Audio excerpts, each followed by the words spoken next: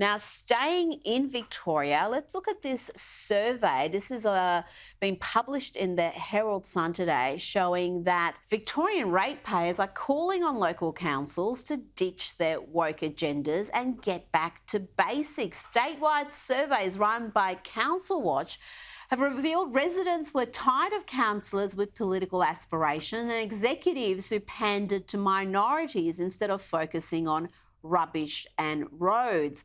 More than 80% of people rated their council's performance as terrible or poor. Now, this is the key part of the survey results, if you ask me. Ratepayers were asked to rank what their top priorities were for local government, what they should be focused on. And the top areas were maintaining and upgrading roads, footpaths and parks, and removing dumped rubbish. Guess what was at the bottom of the list, Sophie? Climate change plans, equality, diversity, Indigenous reconciliation, and LGBTQIA plus issues. So it seems the very things that the councils seem to be preoccupied with, the ratepayers list at the very bottom of the topics they want them to focus on. Rita, isn't it interesting, because every time you get your rates quarterly, you look at it, whether the rates are going up, and you're like, what is my council doing for me? These councils have become too ideologically focused. They're pandering to minorities. They should be focusing, as the survey showed, on rubbish and parking issues and road issues, rather than focusing on, having enough flags above the city, above the council chambers, or these sorts of issues. It's just become too problematic for councils. They need to get back to basics. Oh, absolutely. Now, let's go to some international news. Javier Milei, Argentina's president, is on his way to Israel. He's going to be meeting with Israeli President Isaac Herzog and Prime Minister Benjamin Netanyahu.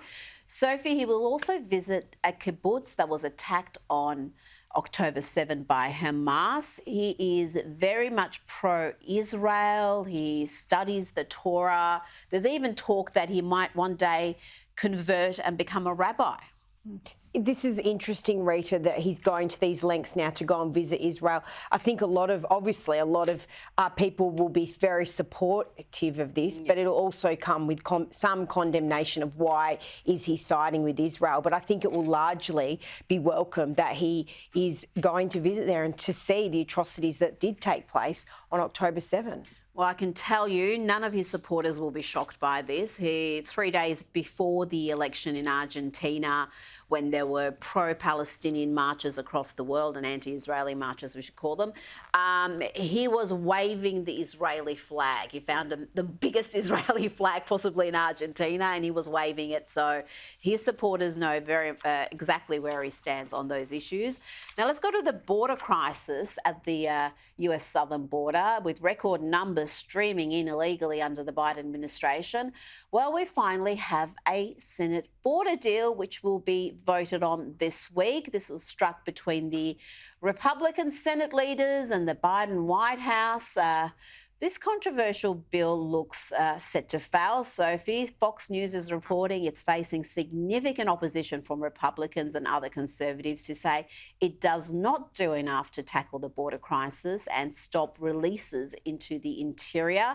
I've got to say that's an understatement. The bill is a disaster, and it really shows why so many GOP politicians are, well, they're on a different planet to their voters. They don't seem to really understand what their voters care about. Rita, this is going to be a very important issue, particularly leading up to the presidential election. We know Donald Trump's very strong on this issue, and it has been a problem under the Biden administration. But there are problems with this bill, hence the fallout that we've seen unfold. Yep, it is the number one issue, which is extraordinary when we look at the cost of living crisis in America, that this is the number one issue. Now, Nikki Haley, Donald Trump's Republican rival, she's teamed up with Saturday Night Live to poke fun at the former president, posing as a South Carolina voter during this typically unfunny sketch. My question is, why won't you debate Nikki Haley? Oh, my God, it's her, the woman who was in charge of security on January 6th. It's Nancy Pelosi. For the 100th time, that is not Nancy Pelosi. It is Nikki Haley. Are you doing okay, Donald? You might need a mental competency test. Oh gosh, it's just not funny. But Saturday Night Live, there is news there, could be saved by Shane Gillis, the hilarious comic who was sacked from the show back in 2019 for some controversial remarks he made that were unearthed. I mean, a comedian saying something offensive, I'm shocked. But he's gone on to have enormous success since being cancelled by Saturday Night Live, and they now want him back. Let's have a look at some of Shane's work from his recent Netflix special. Here is his take on Joe Biden and Donald Trump and the debates. Because Trump's whole thing is he tries to get in the other guy's head, dude. You can't get in Joe's head. Joe's not in there. Good luck, dude. Biden is Trump's kryptonite in a debate. He's literally perfect. You can't beat him. Because Trump tries to drag the other guy into like a talking contest where he will win.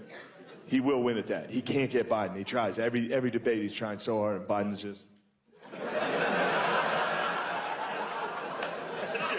He tries. He just, you're a loser. Your son did crack. And Biden's just, what? So if his Trump is better than Trump. I mean, if you're listening, not watching, his Trump is more convincing than Trump. And I've got to say, this is my favourite part of the special, where he recounts that night where American forces killed the Islamic State leader. It's the night the United States killed the leader of ISIS. Trump comes out of the Situation Room at like midnight in the White House, and he walks down that tunnel like and gives a press conference, like he's giving a post-game NBA just killed a guy press conference. He walks up in front of the entire world at midnight and just goes, Abu Bakr al-Baghdadi is dead. He died like a dog. And that's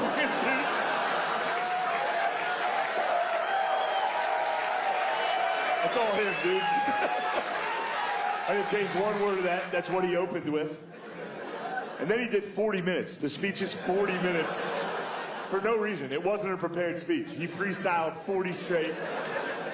Not even a speech, just mean talk for 40. The meanest talk you've ever heard in front of the whole world. Abu. We can hear him crying. I said, Abu, don't cry. Abu. Let me tell you something. Abu cried. He cried quite a bit. I wouldn't have cried. Crybaby Baghdadi, that's what we were all calling it. It's just so good. He's just so good. It's interesting, though, because he's just now teamed up with Bud Light. Now, Bud Light seems to be trying to team up with the most unpolitically correct characters they can find. They've teamed up with the UFC, which is absolutely hated by the left. This is interesting. This is shows that there is life after cancellation. Well, isn't it interesting, Rita, because it's in stark contrast to Bud Light teaming up with Dylan Mulvaney, and we saw the fallout from that, which was catastrophic for the company. They've gone the absolute other way. Well, they've had to. And they've had to, because this has affected their bottom line. So I think this will be a good result for them, but this is a lesson too. When they go down that woke road, it bites them hard. It has, and nothing worked. They did try to do a bunch of pro-America ads. They even had Taylor Swift's boyfriend, before he was her boyfriend, and do an ad. They were all bombed. Everyone said they were lame. They weren't going to buy the product. So they have had to go and find the most unwoke comedians or sporting organisations to team up with to try to get people back. Sophie Ellsworth, always a pleasure. Thank you, Rita.